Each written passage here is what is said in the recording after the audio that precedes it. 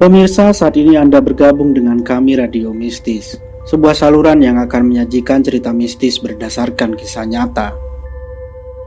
Ia mengetuk pintu dengan kuat, membuat rumah papan itu sedikit bergetar karenanya. Berulang kali ia memanggil si empunya rumah.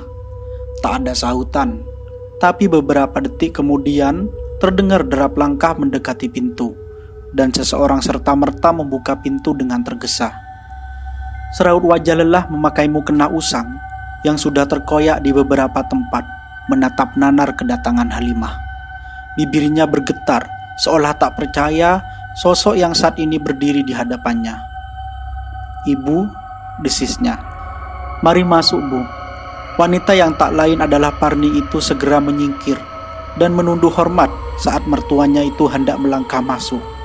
Pandangan Halimah mengedar ke segala arah. Rumah kayu bobrok yang membuatnya jijik.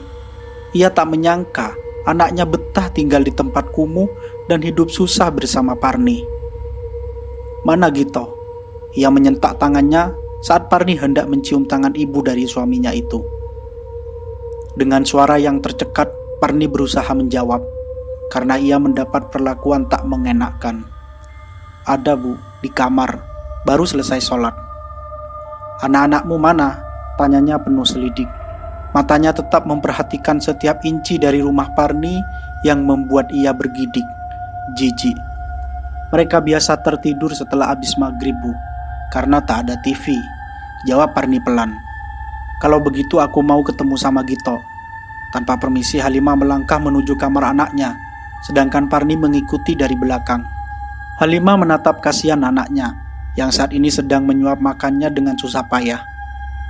Hanya nasi dan sayur, tanpa lauk. Tanpa terasa air matanya mengalir di ujung matanya. Gito yang sedang menyuap segera menghentikan makannya dan melayangkan senyum pada mamaknya yang saat itu masih berdiri mematung di ambang pintu. "Gito, malangnya nasibmu, Nak. Ikut mamak pulang, nanti mak masakin makanan yang layak untukmu." Semarah-marahnya Halimah pada Gito yang lebih memilih pada istri yang dari dulu ia tentang, tetapi saja Halimah tak tega melihat anak nomor 2-nya itu dalam kondisi kurus dan tak terawat. Parni hanya bisa menghela napas pelan. Dadanya seketika sakit mendengar ucapan ibu mertuanya. Ia sadar memang saat ini suaminya sangat jauh berbeda dengan saat sebelum suaminya sakit. "Kau Parni, bagaimana caramu merawat anakku? Sudah aku bilang kamu itu hanya pembawa sial." Halimah mengarahkan jari telunjuknya ke kening Parni, hingga kepala Parni sedikit terdorong ke belakang. Parni hanya bisa mencengkeram mukenahnya. Ibu mertuanya memang selalu berbuat buruk padanya, tapi kali ini perbuatannya sangat menyakitkan. "Mama," Gito mengulurkan tangannya ke arah Parni yang hampir saja tersungkur. Beruntung ia cukup tangkas berpegang pada konsen pintu. "Mama." Sari yang baru saja datang melihat kejadian tak mengenakkan itu langsung berlari dan membantu Parni berdiri.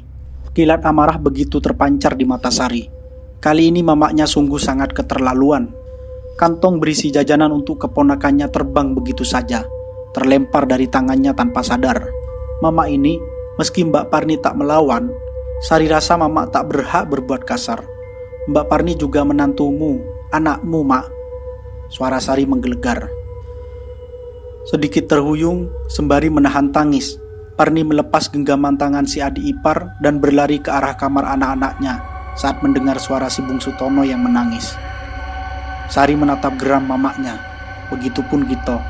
Lelaki lumpuh itu hanya mampu menangis menghadapi sikap mamaknya yang keterlaluan kepada istri yang selama ini banting tulang demi dirinya dan keempat anak mereka. "Kalian ini bela wanita gak jelas macam Parni. Pembawa sial. Ngerti gak kalian? Hah? Mak tadi janji datang kemari cuma mau mencicipi gulai daging buatan Mbak Parni. Tapi kenapa malah marah-marah begini?" Sari kembali mengungkap niat awal mamaknya. Halimah hanya terdiam, membungkam mulutnya. Parni yang berada di kamar sebelah membuka telinganya lebar-lebar. Hatinya sakit bukan kepalang. Sembari menepuk-nepuk pantat Tono pelan agar bocah itu kembali tertidur nyenyak, tangis Parni pun pecah dalam kebisuan. Hidupnya yang baru saja akan bahagia karena usaha gulai dagingnya yang selalu habis dan mendulang rupiah. Kini ia harus menelan pil pahit akan kehilangan suami, karena pasti ibu mertuanya akan membawa pergi Gito selama pertengkaran malam ini. Parni terisak sembari mencengkeram dadanya yang terasa amat sakit. Ia hanya menunggu momen berikutnya. Ia pasrah, mungkin memang bahagia tercipta bukan untuknya.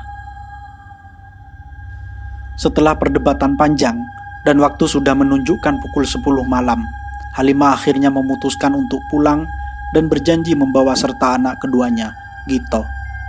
Setelah ia menyuruh anak pertamanya, Diman, menjemput dengan membawa mobilnya. Hati wanita mana yang tak hancur mendengar suaminya akan dibawa pergi jauh darinya. Tapi Halimah beralasan jika tinggal bersamanya, Gito akan lebih terawat dan bisa disembuhkan. Parni hanya bisa pasrah. Tak banyak kata terucap dari mulutnya. Ia larut pada kesedihan yang teramat dalam. "Ayo Sari, kita pulang," aja Halimah dengan suara yang ditekan. Ia sedang jengah berada di rumah kumuh milik menantunya. "Sari gak mau, Mak. Trauma lihat kuburan tadi." "Kalau kamu gak mau pulang, Mama pulang dengan siapa?" bentak Halimah. "Mama pulang sendiri aja," ujar Sari. Ia berkeras tak ingin pulang malam itu juga. "Baik, Mak pulang sendiri," wanita tua itu menjawab enteng. "Naik apa, Mak?" tanya Parni yang saat itu memberanikan diri untuk bicara. "Alah, tukang ojek banyak, ngapain takut?" sahutnya sembari berdiri dan menatap tajam ke arah Sari. "Mak jangan ngeyel, besok saja." Lagi Sari berusaha menahan mamanya, tapi Halimah tak peduli. Ia melangkah dengan tergesa tanpa menghiraukan panggilan anak dan menantunya. Sepeninggal Halimah, Sari berniat untuk menumpang ke kamar mandi, sedangkan Parni kembali masuk ke dalam kamar. Pandangan mata Sari mengedar ke segala arah. Dapur milik Parni masih sangat tradisional, masak pakai tungku dan kayu bakar berhamburan. Sari sempat bergidik ngeri saat matanya tertuju pada pisau besar yang sepertinya bertugas memotong daging.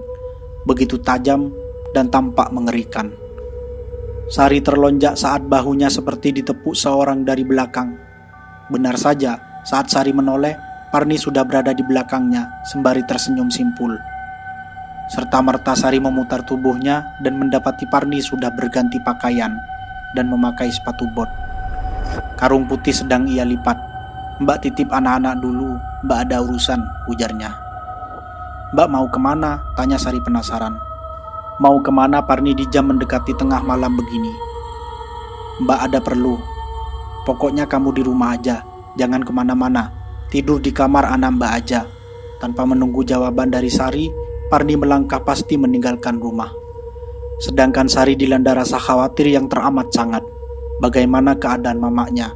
Mengapa ia melihat Parni amat tenang dan bahagia malam ini, padahal ia baru saja bertengkar dengan mamanya? Parni, ia mau kemana?